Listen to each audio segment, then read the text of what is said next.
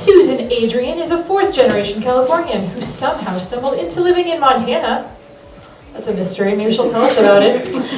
When she's not hanging out with her husband and daughter, she keeps busy researching spy stuff, learning Russian, traveling, and writing more books. I'm kind of worried now that maybe you're like in the FBI or something. Yeah. She is a debut author with her new book, Tunnel Vision, which is right there. Kendare Blake holds an MA in creative writing from Middlesex University in northern London. Kendare is the author of the Anna series, Anti-Goddess series, as well as the Sleepwalk Society book. She lives and writes here in the Seattle area. And Lish McBride, who I've been waiting for like almost a year to come to my store. Lay it on He is an author and bookseller extraordinaire who also lives here in the Seattle area. When she isn't working, which is most of the time, and reading or taking care of her minions, which is the rest of the time, you can probably find her whining on Twitter about how she needs a nap, or snapping lots of photos of her new baby on Instagram. She is the author of the Necromancer series and Firebug. Please join me in welcoming our authors tonight. I'm going to work with you.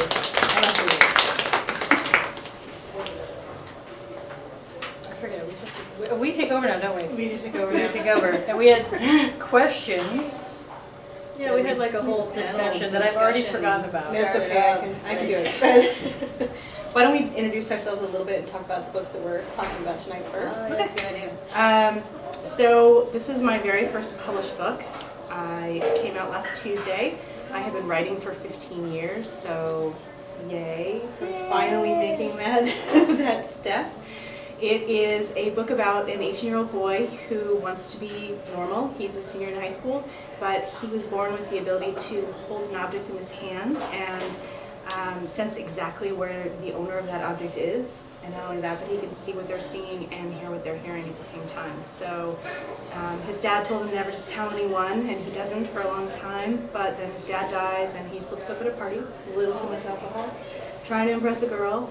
And he does his power called tunneling. He tunnels to someone, and the government finds out about it, and he gets recruited by DARPA, which is a government agency. So the rest of it is him trying to deal with being a government asset and a high school senior and protect his family. That's a lot. It is a lot. It's already a lot to be a senior, so yeah. I was never a senior.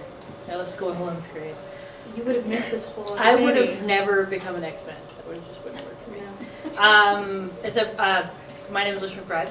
I wrote Firebug, which is over there. It's the newest one, which is about a girl named Ava who can start fires with her mind, and she's forced to become an assassin for a mob-style family. It doesn't sound funny when I describe it like that. I promise that it's humor-based. It is not full of the angst.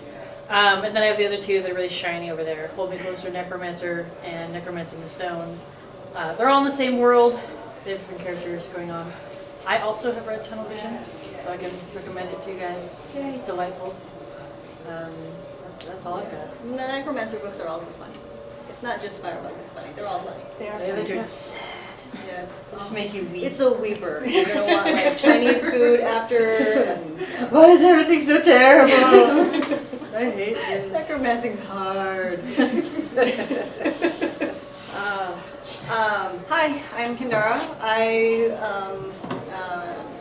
think Anna Dressed in Blood is over there. Girl of Nightmares, the sequel, is over there. Those are my horror stories about a ghost hunting boy who travels the country and kills the murderous dead. So if you die badly and you don't stay dead and you want to kill the living, he kind of, stabs you to death again. They're delicious horror stories. And he has to face off against a girl called Anna Dressed in Blood who was murdered in 1958. Chaos ensues.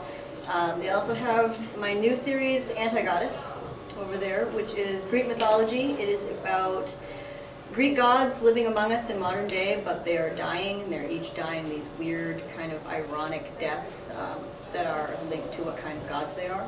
And they force mortals who used to be heroes in the Trojan War into their conflict. I don't think they have mortal gods over there, but that one's out too.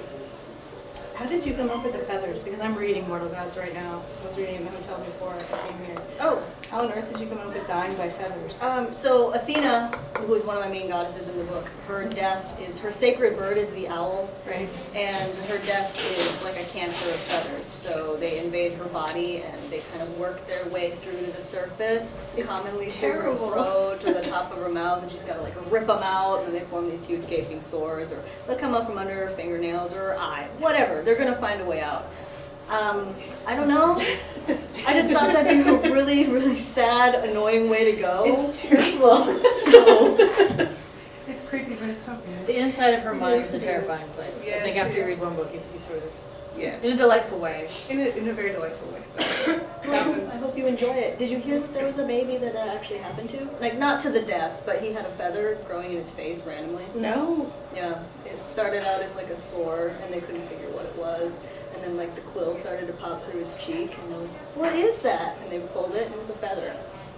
How did the baby grow a feather? In reverse? Who knows?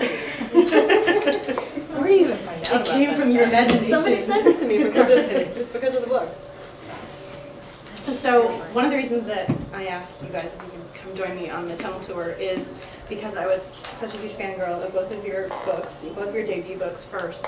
And the reason for that is because of the male narrators primarily. And that was before I had even tried a male narrator. But they're gritty, they're dark, they're first person, they're funny. So what I wanted to talk about a little bit tonight was that male narrator, how you slip into writing a boy as a woman, some of the challenges and interesting things that come from that. For me, I honestly didn't think about it. It didn't occur to me to even, it wasn't until after the book came out when everyone started asking me about it that I thought that it might be a thing. It was just kind of, I can't believe you wrote a boy. You're obviously not a boy. How do you make this happen? When they don't ask you those same questions with, you clearly aren't a werewolf, you don't raise the dead, how do you, it's imagination, you can sort of go with the character. And I don't know. I've had people ask me too when they're working on like a narrator that's outside their gender and they're uncomfortable. And it's sort of how do you kind of focus on that? How do you write from that? And I always tell them like you gotta kind of ignore this person is a man or this is a lady. You gotta think about not what that gender would do, but what would that character do. Right. Sam is not super masculine. He's a beta male. He just wants to play video games and skateboard poorly. He's not very good at that either. And just kind of, like most of the people I hung out with in high school, just kind of the awkward, nerdy types, which I adore. And so he's not going to be the guy that's going to be like, I'm going to go eat some steak and, I don't know, weightlift. I don't know what guys do. That being said, I have all brothers. I didn't have a female cousin until I was like 14, 15. I was actually just completely bemused by other girls until I hit like 18. I had no idea what they were talking about half the time. I couldn't keep a friend that was a girl because it seemed like they talked another language. So I think I had a harder time actually writing from a female narrator than the dudes. But yeah, and again, I just didn't think about it. It was fun to me. Sam was a fun guy. I wanted to write about him. And That's the same for me. Is and people have asked me that question a lot, and it just was very, very natural. Like I feel like I've got an 18-year-old boy in my head, apparently, which is terrifying. I'm a little more worried about I can write from the point of view of a sociopath. Like no one seems to question that. Yeah, no, But, I didn't really question that well. Have you written, I know you have, because Firebug, girl. Have you written girl? I have actually, the book that I was working on while this was in process is from the point of view of a 12-year-old girl. It's a middle grade. So I was writing and working on both of them at the same time, and that was a little weird because completely different. Yeah. Yeah, and that's more really the gender, more the age thing than the gender thing. Yeah, because it's the same thing. You're not a boy, but nor are you a 12-year-old girl. Right, but I was once. You were once, but you're probably not the exact same No, as this no. girl who you're writing. Yeah. I don't know, and did you get any sort of weird kind of backlash from, because your main character, Cass, is I didn't get backlash. I guess my name is sort of gender neutral because a lot of people just think I'm a dude. That's fine. You're incredibly masculine. Dude, yeah. Would Susan know what things are right, dude? That just doesn't happen to me. Lish, they're just not sure. They think it's a misprint anyway, that my name is probably Liz or Lush or Tish or something. Yeah. Every time I message you, Autocorrect, yeah, Lish judges me. McBride. Damn it. Constantly. I just can't do the battle. You swipey. should just change it to type that. it. Yeah. It was kind of similar, writing the Anna books was kind of similar to your experience, that Kaz was just such a strong voice. I wish all of my books would write as easily as Anna did, because he pretty much just showed up and said, hey, this is what happens. And I was like, no way, that's what happens. And he's like, yeah, what, did I stutter? So I really miss him. He made it easy. Do you ever consider doing anything else there again? What, like with another boy? Yeah. I And you suppose. you changed completely. Then you went to like third person, Yeah, multi-point of view. Third person, multi, And how was mainly that? chicks. But even the chicks are still kind of masculine. Manly chicks They're and really- girly dudes. Yeah, they're really violent chicks. So, yeah, that was weird. And I think maybe I did that just to get some distance. Because I was really, you get so invested in your characters. And then when you do something else, you really want to step away maybe as The far as 12-year-old you can. girl kind of. Right. Yeah, exactly. So you went from Completely. total opposites. Yeah, but I don't even know if I could do third person. So It has its upsides. yeah. It's definitely kind of a shock after doing first person for some. But it's a little bit more, unless you switch your first person and have multiple narrators, it's more expansive.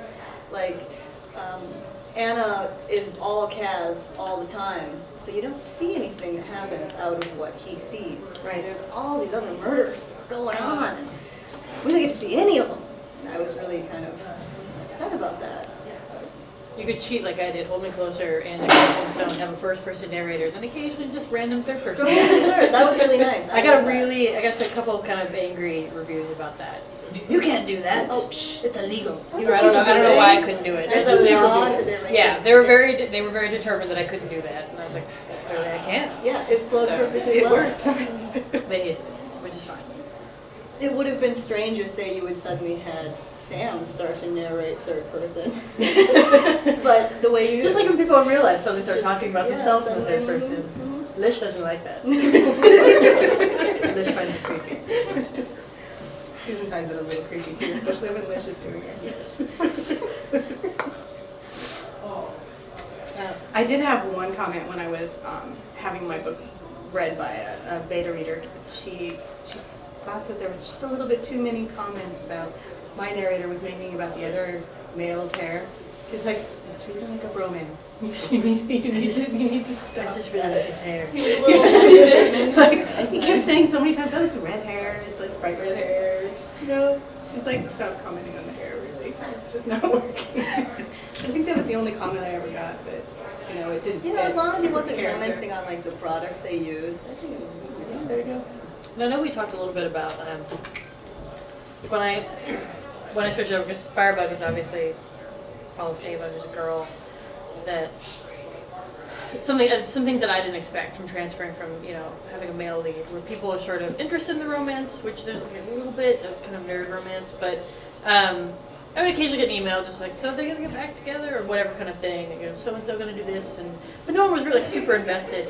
Ava came out and I was getting these long emails about like, in the next book, are they just gonna hold hands forever? And then I would get to go, oh, you haven't read my other books.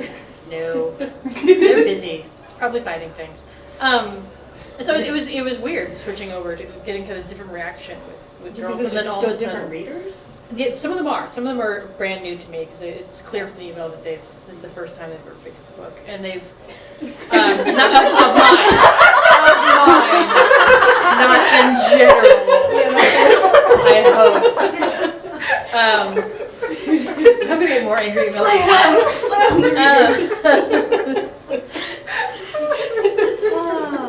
But no, and then I would get with the male's characters I have in there. All of a sudden, I was getting kind of the "I love him. Can we have a Japanese body pillow made with his face?" kind of emails, which is both adorable. And creepy. I have yet to receive any emails like this, so if this is in my future, I will be quite intrigued. Write a couple of pretty dudes, so that I guess that happened. I don't know. Are you getting a lot of Ezra? A lot of Ezra. The Ezra was the "Can you make him into a Japanese body pillow?" Yeah. That kind of thing. Yeah. Gotta be He is beautiful. I really enjoyed the fact that I got to write a very pretty character that is not a love interest whatsoever. which is not usual, I think. Right. Usually that's like, it's pretty, I love him, and that's what the romance is. We're like, no, he's actually not. He's She just, was kind of annoyed that he was pretty. he's very pretty and obnoxious, because he knows he's pretty, and he's just very upfront about it, That's which the was charm. really fun. It Yes. was really fun to write someone who's just incredibly vain. And I know people like that, so. And it fit him so well. Like he's a were fox. So when I think about foxes, and if you were to, identify the fox, that's what he Very nasty. the feelings I hope we get that on video with the little feeties. There was a fox in Norway that stole a cell phone and sent text messages. I think it was Norway. This kid, he had an app on his phone that made fox noises, so he set it on the ground for some reason. I don't know if he was bored and just to see if it would get the fox interested. Well, the fox stole his phone and took it back to the den, and then apparently replied to some text messages. It's gibberish, but still, they're just still, one evolutionary step away from activating the phone and just in program. You don't know what else he was doing. He could have been playing Candy Crush. Yeah. Was he taking pictures of himself, Other selfies, apps, posting yeah. them on Twitter? Instagram fun. I'd like to see that. Did you run into any of that kind of stuff? Like the shift of readership from going from the male leads to mostly female leads?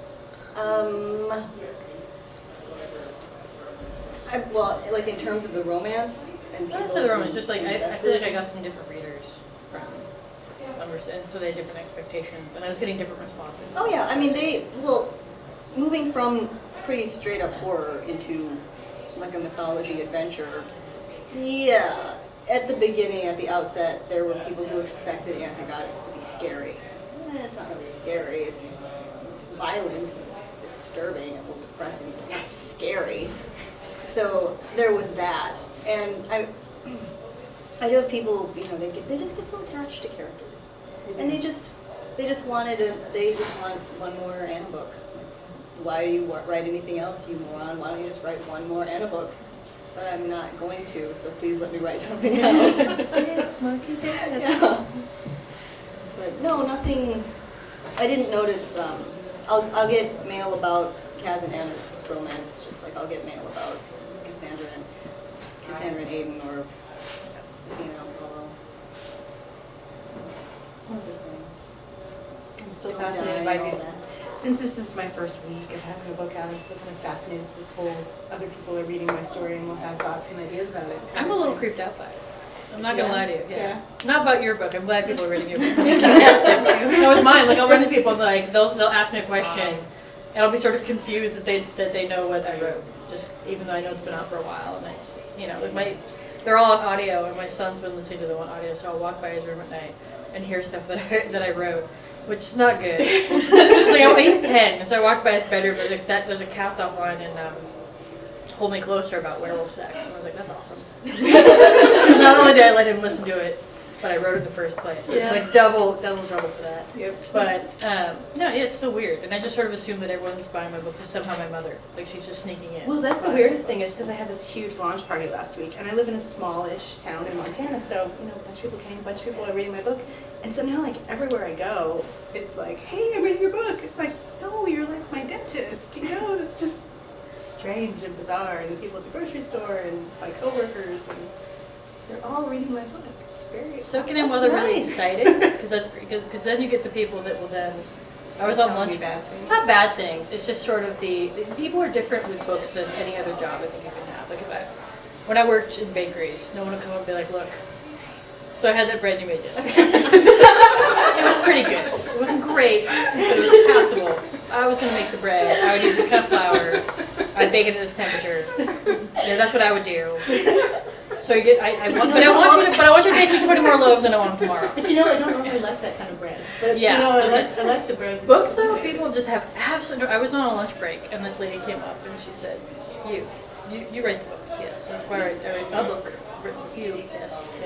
She said, "I read them." She's like, "The first one was great. I really liked it. The second one, meh. It was okay. It wasn't as good as the first." So are you gonna write something else? I was like, well, I feel like for you it's gonna be a bullet train of meh. It's just gonna go downhill for you. So maybe, and I'm like, trying to eat my sandwich. Do we not have to sit there and just dredge it all through? It's okay if you don't like it, but why do you feel like you have to talk to me about it? Just, I don't know. It's weird. And so people start doing that, or asking you weird questions, or I'll get texts from family members. So what's gonna happen with these characters? I'm not gonna tell you. You have to read the book. Yeah, so it's, Yes. it gets weird. But It's all weird. It's a weird, Like, weird very process. few of my family members read the book. Really? Very, very few. You They- can buy it, they don't read it. You never hear from them again? No, my mother, she has them all. They're in like a basket somewhere. She's never written a word, or she's never read a word. My brother takes it into the toilet every time a new one comes out. I don't want to know about that, but he tells me, but he doesn't finish it. He's like, I read it through the first 10 pages, and then, you know, Sports Illustrated. So, So you're from a literary family then? I tried to give my dad a copy of the first one that came out on audio. So not every book makes it on audio. I was really excited. I was like, hey, do you want a copy? He's like, no, I'm good. that's fantastic. You don't keep it ego for one of my other friends who's a young adult writer for here. Like, I think it was her mother-in-law. Was like, so is it okay? Is it normal for me to be able to put it down? Like, is that fine? Because like she was just like, I read a couple pages and I could totally put it down. It was great. Thanks. She's like, am I supposed to want to read it like all the way through? Yes. Yeah. Generally, that's the idea. That's kind of how things go. But Not always. it's cute. My grandma hasn't really read them, but she'll sell them on like the banker. We were checking her out at the grocery store. I get texts from my relatives saying that too all the time. Like, hey, I think I sold 2 more books to the car repair guy. I'm like, great, I'm sure he'll love it. I gave the cable guy a synopsis. I think he's on it. But it's very sweet. It's like I love the way grandma does that. I have a brother who's really very supportive, and yeah, he hasn't read any of them, and he feels very bad about it. I was like, I don't care. Like it's you get excited, you tell people about them, and you're very supportive of me, and that's kind of I'm fine after that. But I'd prefer that than when I get the emails of the family members or friends that have read themselves into the book. Like they'll see a character or see a moment and they're convinced you're talking about them. But clearly this is me and we need to have some discussions about issues. And I'm like, it's really not. Like, quite frankly, I don't like you enough It's all for to my write you a new book. Because I don't want to spend that much time with you. But then they're just convinced and they want to talk about feelings. And so I prefer like they not read it at all than have those conversations. Yeah, I'm not really looking forward to having those kinds of conversations. Every time a book comes out, my dad is just like, why don't you like dads? I don't, my dads are bad. But no, not all mine are. I've got some really nice dads in there, but he's just like, Firebug is a really nice dad. Firebug is a very good dad. Did you do that Hold to Me make Closer up? has an excellent stepdad. Excellent. He's dead, but when he was alive, he's fantastic. The good dads die. But isn't that true? Oh, Can happen. it got sad.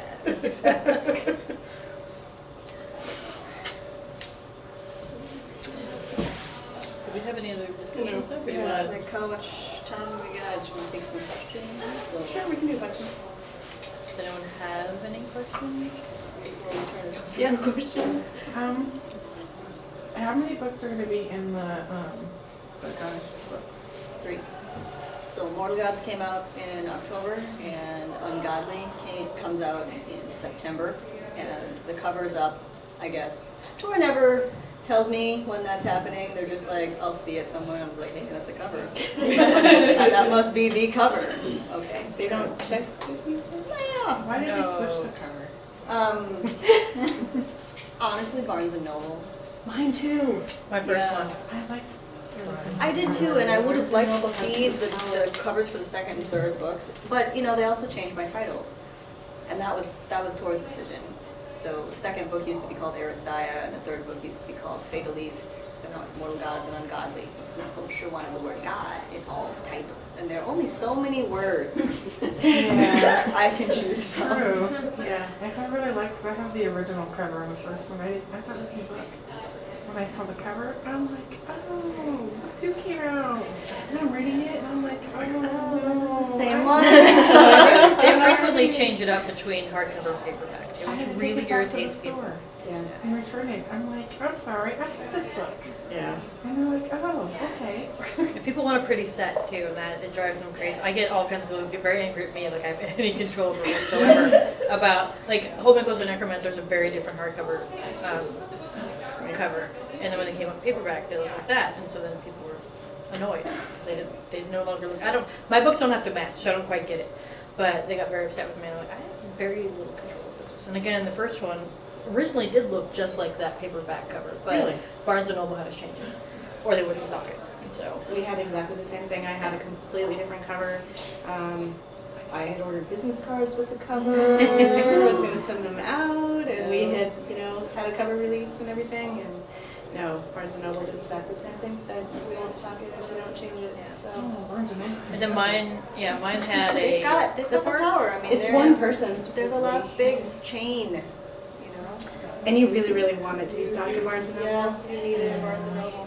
It's not fun because they had to kind of do mine last minute. So the guy that did the cover originally did a really good job. It's sort of this kind of retro monster movie look to it that I really liked. So I knew it wasn't gonna last. I really like that. It's probably not gonna be my cover. But that was your first book, so you probably didn't know that. No, I knew. I knew enough people that had books that I knew, and I know how my luck goes. And so I was like, I love it too much. Something's gonna happen. And so they had to do these like kind of last minute changes. So I got this slew of kind of mock art for like ideas for another one. Because at that point, Barnes & Noble's complaint was like they didn't like illustrated covers for teens. They looked too juvenile, had a picture on it. Basically like make it look like Twilight or we don't want it. And so I got these series of covers with very angsty, emo-looking teens on it. They were about to cry. Like mascara was gonna run. And then underneath it, this is a very funny book. It's a little funny book. You could tell the artist was very upset. Like he was just like he wasn't into it because he'd already done his job. Yeah. And so they kind of had this weird. The cover they ended up with was okay. I like it. It's not, I like mine now. I like these better. It actually, it's funny because the original cover they said was like an 80s mid-list teen book.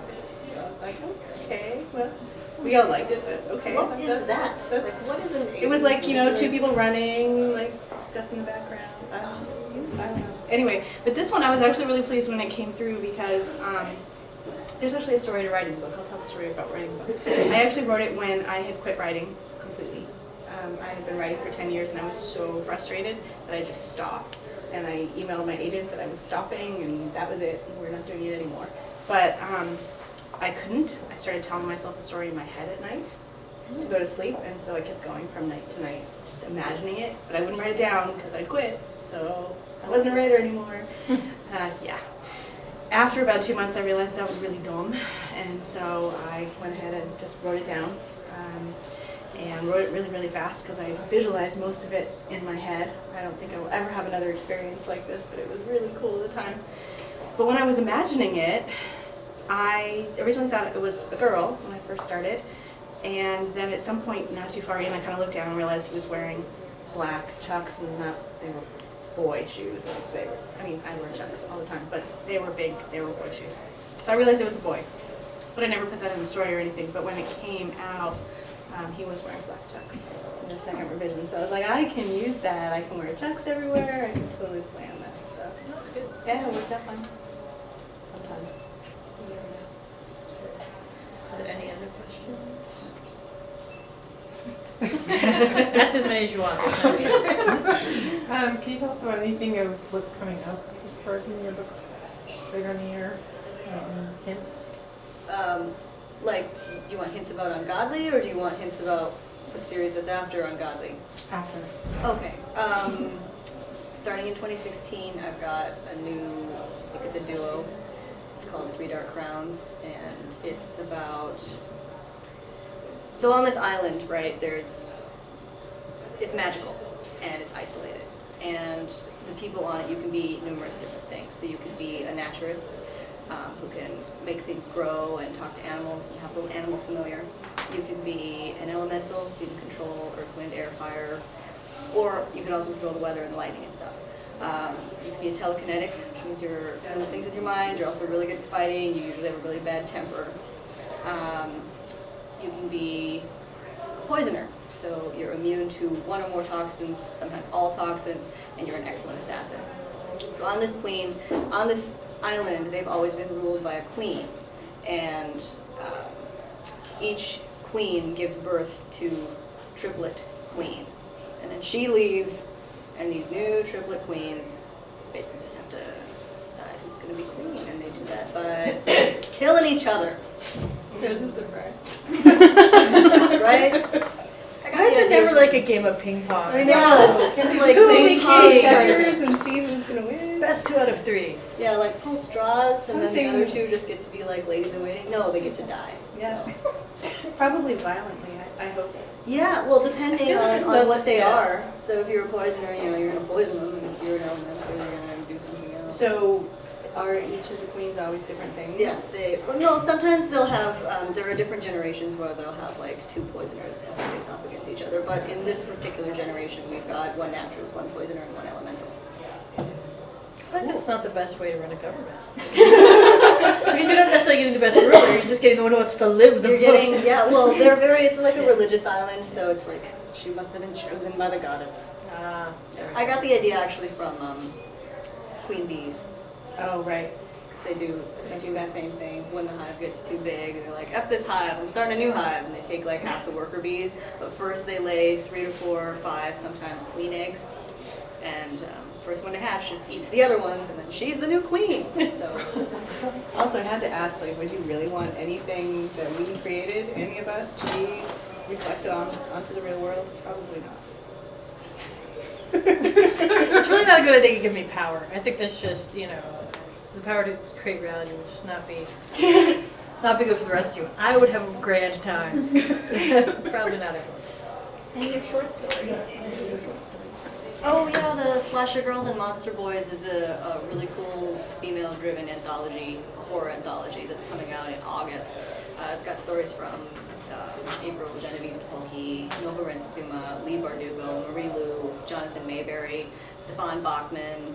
I'm totally Kat Winters, McCormick Templeton. I'm forgetting a bunch, but it's going to be really, really cool. The whole idea was tired of seeing girls just, in horror, they're always victimized. So why not give them a knife and let them stabby stabs and stuff? Can we rename the anthology Stabby Stabs? No, it needs to be like Stabby Stab, girl volume stabby one. stabbing. Well, that was the original title, Yeah. April rounded us all up, and she's like, so you want to write about girls with knives who stab, yeah? I would totally do that. Can you just name it a sound effect? That reek, reek. That'll be on the audiobook, just constantly in the background. So Lish, what are you working on? So I'm working on the sequel for Fireball. We've been doing edits for that. Right now it's called Pyromantic. We'll see if that stays. Do you like it too much? No, we had a lot of issues naming this one. Usually I have something and I'll be like, this is the name, and they're like, we hate it. And I'm like, but I don't have anything else. And then we spend 6 months trying to think of something else, and then eventually we go back to the name I picked in the first place. We Very played that nice. game with all the books. Okay. This one, nobody had anything. Nothing. We're on like second round of editing, and it's like, I've been calling it Firebook 2 Electric Boogaloo. We're not going to call it that. I want to call it that, but I can't call it that. And I said, but James Patterson did like NYPD 2. Like, why can't I do that? I know I'm not him, but just, And so we seriously had nothing, and then finally, my husband sometimes likes to shout terrible, god-awful titles. He doesn't read a lot, and just like the suggestions, I usually just kind of look at him and like shudder and then move on. But this one, he actually named this book, and so thank God, because I had nothing. I had nothing in the wings, and so we're working on. It is a good title. We're working on that. That, by the way, is what I name every book I'm writing. It's like something to Electric Boogaloo. Everything it's got an actual title. And then I think after that, we're sort of in talks right now what they want me to do next. So maybe I'll write another book. Maybe I'll become homeless. You're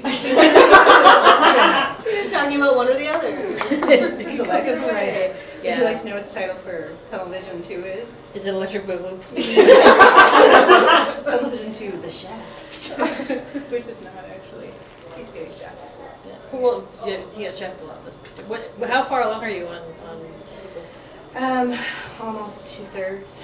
Ooh. But it hasn't actually been bought yet, so we're waiting to hear that. But book 2, statistically speaking, with every writer, sucks. I don't know a nicer way to say it, but writing the second book is always. The writing it sucks, or it actually sucks? I'm just writing it. Sometimes it also, but writing it, the process of second books is. I wrote it like halfway through. Wow, I've written it 3 times. I wrote it, a whole rough draft, and then when I actually got to edits for this one, my editor, here was my entire letter. He said, I really like this book, obviously, because you just bought it, but it feels like an Act 1 and an Act 2. Write me an Act 3. That's not helpful. Those were my notes. My favorite editing note Those ever. were your notes? That was my notes. And and also, end up the romance. That's it. That's an entire one email. He probably thought that was the most chill thing he could have ever done. He's like, she's gonna love this. I'm like, she's like, 2 things. You're at home going, what does it mean? I was like, what do you want in the Act 3? But what do you want to happen? And he's like, Act 3. No. So fortunately, I had a rough draft and I just mutilated it and I completely ripped apart what was going to happen and I stuffed it at the end and then I made it all magically work. And God, that's so scary. Because And what if you'd send it back and he's like, that's not what I meant. I gave you specific instructions. and of course, he didn't read it for 5 months after I sent it to him. You know, that's normal. So, but then I decided, okay, I should try to write this again, starting from where we are now. So then I wrote about half of it, and then other stuff happened, and I put it aside. So now I'm working on it again, and I'm about 40,000 words in. Nice. So My all-time favorite editing note was, be funnier here. Okay, do you have any suggestions? No. I just think you can do better than this. This is not your A game. And I said that somewhere, and I get an email from my editor. Did I say that? I'm like, no, you're really nice. This is from my agent. Like, we have a very sibling-based, like, just, we call each other names and all kinds of who's your agent? His name's Jason Anthony. Okay. And so, there's usually a lot of name calling. He calls me a fishwife. I call him a jerk. And it works great. Like, I love it. So again, I had all brothers. To me, this is absolutely how you talk to people. It's very professional. But my agent, or my editor's really nice. And so, she wouldn't have written that. She would have probably just said. She was horrified to hear these things. She really thought she had said that. No, you do a lot of smiley faces, and she couches things really nicely, so it doesn't sound like I'm a hack. And so it's she's a. See, I have a mail editor, so I didn't get smiley faces or notes all over. I just got. You just got that. 1 word. Like, you didn't even get your shit sandwich. I get tons. Yeah. No, there was no. It's really pretty. Everything wrong. You know, I actually wrote my master's thesis on that method of criticism. Yes, sandwich method. Everybody deserves a sandwich. I know. That's usually, Well, there may have been a note. I really like it. Oh, like, change everything. Add an but I Act love 3. it. Yeah. I get change everything, but I love it. Kind of. Really nicely put. So I feel like everyone loves me at the end of it. And then 20 minutes go by, and I'm sobbing somewhere. And then I send a panic email where I just get this thing back. She's like, you need to just calm down. I've sent you some tea. She does sound very nice. I sent her a panic email once, and I got this set of fandom, like, tees, where it's based around, it was like for Teen Wolf. Yeah. Set of like loose leaf tees and these little adorable tins. I was like, you guys are just reinforcing bad behavior. Now, I'm just going to freak out all the time and hope I get presents. I want presents. That's how I got canine slippers. So You clearly, freaked out really. actually, no, I got in the hospital, and so then they sent me slippers, which I don't technically recommend wasn't that. my fault. I don't really recommend that as a Yeah, method. it was really nice. You could just buy hers. This is true. It was cheaper than the hospital, which was mighty. So do you get nice long revision notes with the sandwich method? No, actually, my tour editor is fantastic. I love her so much. It was actually really difficult to change because I don't know what to expect now because I feel like I've been spoiled. Right. She gave me the sandwich, but everything inside the sandwich, like every piece of shit, I was like, yes. Yeah. Oh, why didn't I see that before? Nice. I never had we never went back and forth and had any quibbles about anything. I usually occasionally she'll stop and go, you know you can argue, right? And I'm like, so, as soon as you say something that's dumb, I will be right there on you. But I was like, quite frankly, maybe you should have written this book. I'm just gonna throw that out there. She's very good. It's always good. It's good to get in. Kind of you're on the same wavelength. Absolutely. No, I was on the same wavelength as soon as I wrote the Act 3. Yeah, see? You just saw the potential. It's like, funnier, there. Any more? I think it works. You probably couldn't tell where the Act 3 started.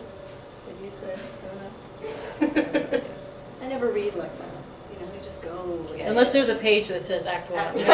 Part 3. Act 2. Like, that's where it starts. Act 3 is an There you awful go. lot shorter than the other 2 acts. I have squishy middles, so that's usually my problem. Everything in the middle is wrong. Fix it. It's usually like it. I find it most difficult to write the middle. That's about where I am right now. Yeah, book 2. Oh, Terrible middle beast. Yeah, sucks. that's why we were talking about book 2. Book 2 is really difficult, I think, because of all of a sudden expectations. Yeah, you never really think everyone's going to read the first one, and then all of a sudden people have. And Especially with my weird method of writing the first one. The second one, I'm Yeah. like, can I just dream it for 2 months first? I think I wrote mine before, like I wrote Girl in Nightmares before Anna came out. Did Like, you? it was due before Anna came out, so I didn't have any of that. But we You're read so Anna lucky. I wrote my first one for my thesis to graduate, and we sold it when it was still kind of a hot mess from that. And so it was the first time I'd written a novel.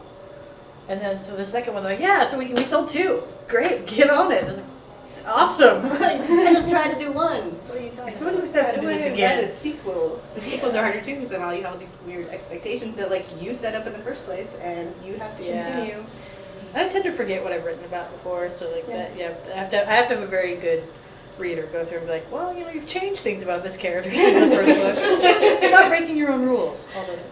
Is Tunnel Vision intended to be a twofer, or is it looking to be a trilogy? I think it's probably going to be 2 for now. Originally it was going to be a trilogy, but then when I combined yanked and did all the stuff, the third I act. think I can make it Without- a nice solid 2.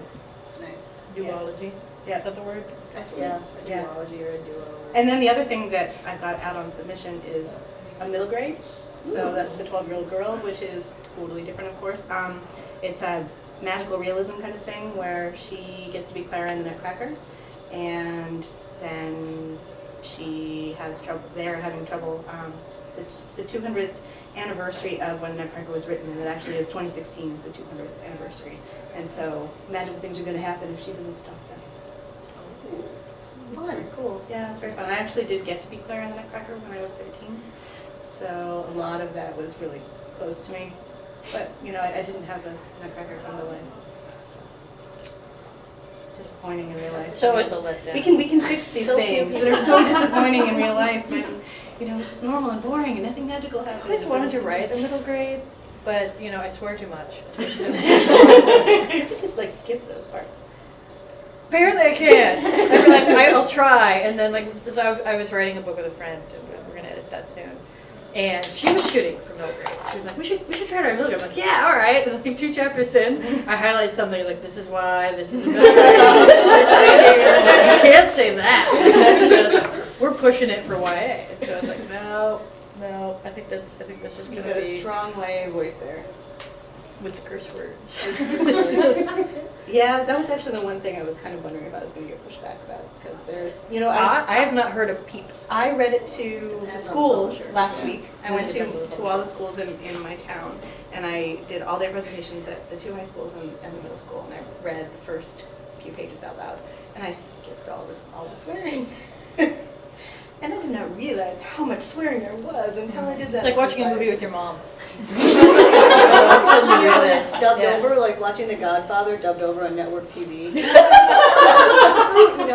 The fruit. Yeah, Yeah, I was like like, some oh, ridiculous thing to Instead of saying shove in ass there. or Jesus or the F word, Right. it's like, I really messed this up. I'm like, no, it's really fun. Yeah. Teenagers never swear. Well, I know, but there were teachers right there. Yeah. And of course, my daughter, who read it about a month ago, is turning 13 next month, and she was like, it actually sounded totally normal without the swear words. Like, I couldn't tell where they were supposed to be. And maybe you should have just written it that way in the first place. Shame on you. Sorry, dear. He's 18 and a boy, and he swears. Lots of 18-year-olds swear. It's true. Yeah. Yes. I got a question. Since you said that your first book you wrote as a thesis, Yes. what was the feedback process like doing all of that since you had to turn it in for a project? So let me tell you a little something about MFA programs. I'm going to make a sweeping generalization.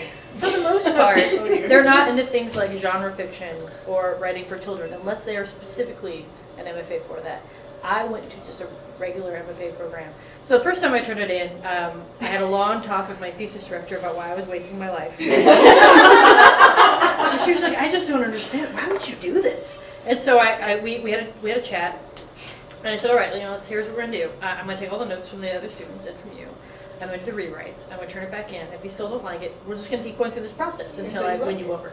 Because I'm not quitting doing this. This is the kind of stuff I want to write. Quite frankly, I find literary fiction a lot of times like there's something missing. If I try to write it, I was like, okay, the story's fine. Someone's got cancer. Everyone's very sad. But where's the dragon? Why are there no cyborgs? And so for me, it's always like there's something missing. I had a real hard time in classes trying to write short stories that didn't have something like that in there. And so I would try to like sneak it in, like they're secretly witches or whatever. Which one of my teachers caught once. He's like, "Are they secretly witches?" I didn't say it in the. And so it was a struggle, but I decided that if I couldn't stand up for what I wanted to do and talk my way out of it, then I shouldn't be doing it in the first place. So after I did revisions and made all the changes, and she read it again, and she's like, "All right, I still don't really understand why you want to do this, but I'm on board." And so we. I wrote it. It was just, like I said, a wreck. I did my thesis defense where you go in and there's 3 award-winning authors going through and being like, so you write about cheese a lot. Like, why is that? You have to sort of defend your choices on why you do that. I wore a helmet for defense and my son's little plastic shield. Because at that point it had been weeks of me sitting alone in a room, like in front of a computer. I'd lost my mind. And then to make it extra terrifying, one of my professors had actually turned the book over to Sherman Alexie. And so, yeah, it was before anyone else had read it, and it was still, again, hot mess. He read it, and so that was sort of terrifying. But I finished it to graduate, and the teacher that was kind of like, what are you doing? She talked to her agent and said, I've had this student doing this thing. I don't really understand it. It seems fun, though. But do you know anyone that handles this sort of thing? And he's like, yeah, someone else in my agency. Like, I'll hand it over to him. Because luckily, right before that, she had done the same thing with another student. Her agent had sort of sat on it. And then that guy won the Amazon Breakthrough Novel Award. And so he got a contract and money with no agent to take a cut. And so he was kind of, I will listen to you next time. And so I got to be the next time. So I snuck it in. He handed it off to Jason. 2 days later, I got a phone call. And I had an agent. So I hadn't even graduated yet. Can I ask a follow-up question? Yes. How did you went to school in New Orleans, right? That I did. How did your teacher turn the book over to Sherman Alexie? So, oddly enough, she's a writer, but also so is her husband in the program, and he is Native Canadian. And so he's done events and things with Sherman, they're friends. Okay. And she's friends. I thought so it had something to do with being here. I was like, no. They happened to be somewhere. I think they were in Canada. I don't even know where they were at. But she was talking about, she's like, I've got this obnoxious student doing this thing, and there's zombies. And at the time, he was really into zombies, thankfully. And so, yeah, it was total happenstance, thankfully. But, yeah, it just happened to be that one of my teachers was Native Canadian. So I have to say that my daughter is struggling with that very thing now. She was taking an honors English class and she had to do creative writing and they absolutely would not let her do any genre. And she's like, I don't want to, there was another class too, and she's like, I don't want to take that class because all the things that I want to write are not allowed.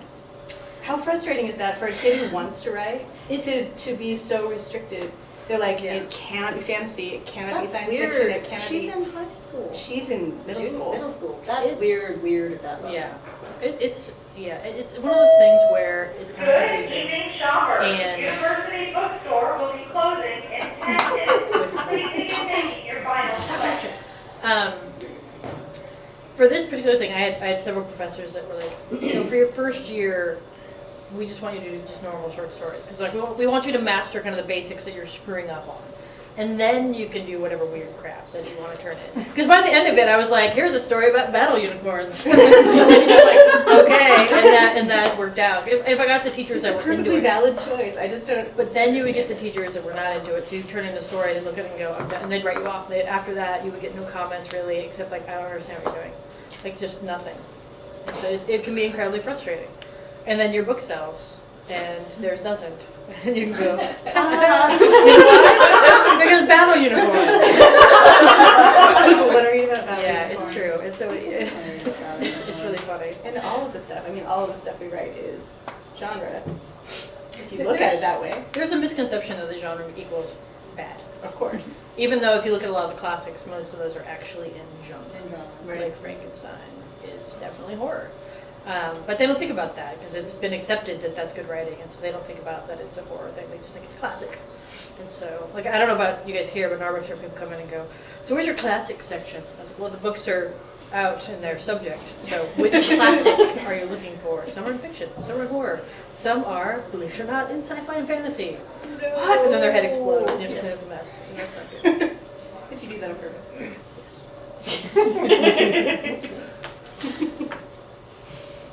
Did you ever have problems with people putting your books in categories and trying to pigeonhole you? Like in my MA? No.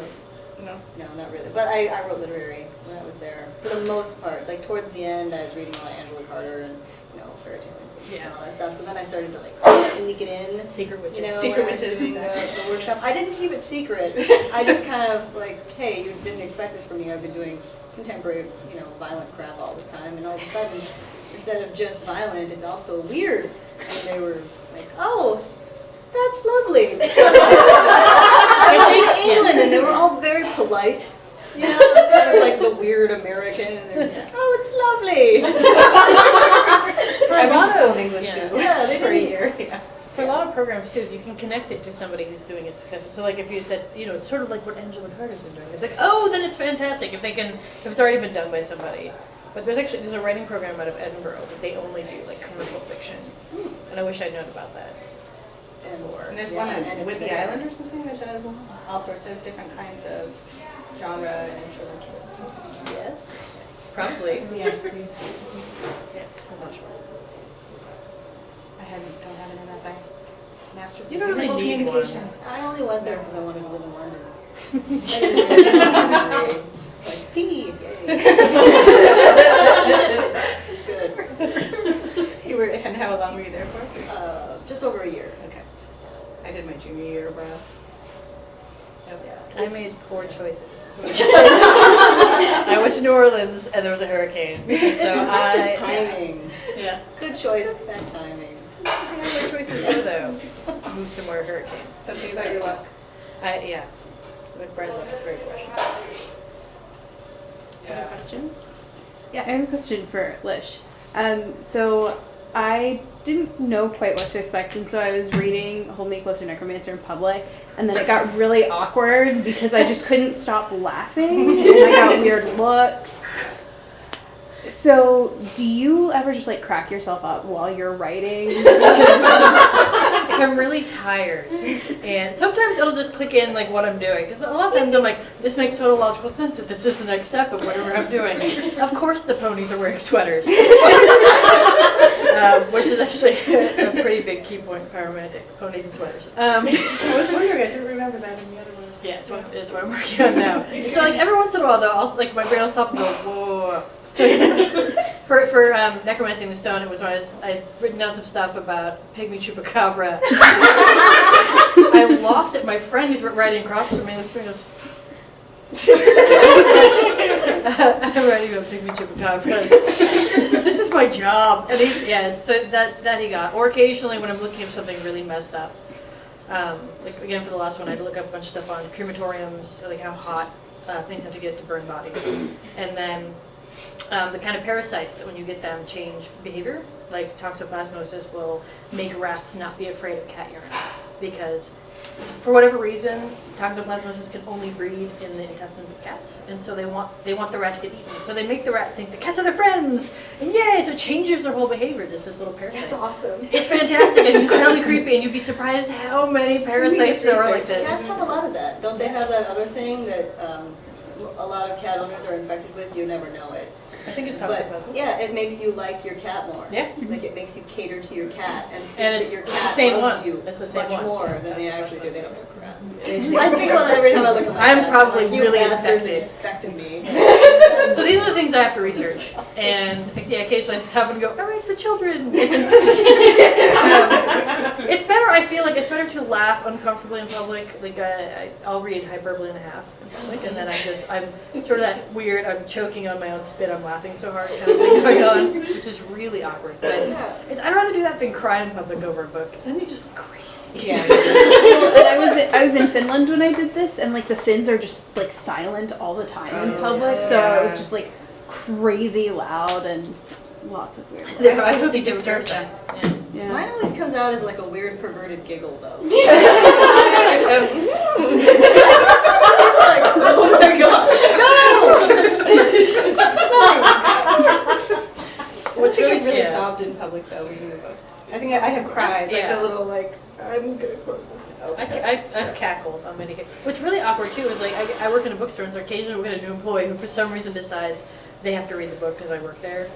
Even though I'm like, I really don't care, like read whatever you want. And so they'll be next to me in the break room, kind of making noises, and they kind of look over me, and there's this really awkward or like, you can hate it, like I'm just eating my sandwich. And they come over and talk to you about your choices. No, the best one actually was Necromancer the Stone. I had ARCs come in, and my husband was going to read it. He doesn't really read unless there's zombies in it, and so he's not a fast reader. But so he's reading it, and he sits down next to me, and he's like, I'm at the end. So he finishes the book, and then goes, all right, I'm going to bed. And no one had read it yet. He hadn't realized that no one had read it yet. I was really nervous because a ton of people had read Hold Me Closer before it came out. 3 people had read Necromancer the Stone. And that includes my editor and my agent. Right. And so I was terrified that it was just a pile of crap. And he went to bed, and I lost my mind. I had to apologize for my behavior afterwards. I was like, I freaked out. He was like, I don't understand why I'm in trouble. And then I was like, you can't just. Okay, like nothing, no feedback. They're like, that was pretty good, or anything. Anything would have been good besides, all right, good night, see you in the morning. So, we learned a lot. Give me feedback. He's reading my book now, but he doesn't ever give me feedback. No, I was like, usually where don't. are you in the book? He's like, I don't know. I've learned not to ask because he's not a very close reader too. So I asked him a question about Ezra before it came out. Yeah. And he was 3/4 of the way through the Firebook, and I was like, hey, I have a question about Ezra. You've kind of read most of it. How do you feel about this? And he goes, is that the guy that turns into the fox? I'm going to ask someone else. This is not good. I mean, he had to think about it for a couple of minutes. 3/4 of the way done. He's a main. We're good. I had that awkward experience of flying this weekend to Houston of riding next to someone, a friend and a coworker that was reading my book on the plane, sitting next to me. So I just kept going. See where you are. Were you buying some drinks? Here, this guy's really good with just more gin. You just keep going there. That's all. And then she put it down, and I'd be like, I should put it down. This is our bad part. Does it get really boring or what? Oh, it's bad. Writers should not do that. No. Yeah, I've never had that experience. I don't want it. So No. That's good. It was cool at the same time, but it just really awkward. I have to read all of mine to Dylan out loud. Wow. Like, Story time. You get story I time. like to read it aloud. We read a lot of books aloud. It was because of luck, though. It wasn't because just. It's not because he can't read. I think it's adorable that you guys have story time. I have a secret dream of people reading to me. Of course, she read it to me, and there was a couple awkward portions in that book. Yeah, that's not good. That's not a good choice. Good evening, shoppers. Thank you for shopping with us. University Bookstore is now closed. Please bring your final selections to the registers. We look forward to serving you again tomorrow. Yeah, we should probably at maybe 9 a.m. sign some books. Yeah. Have a good evening. Thank you, everybody. Thank you.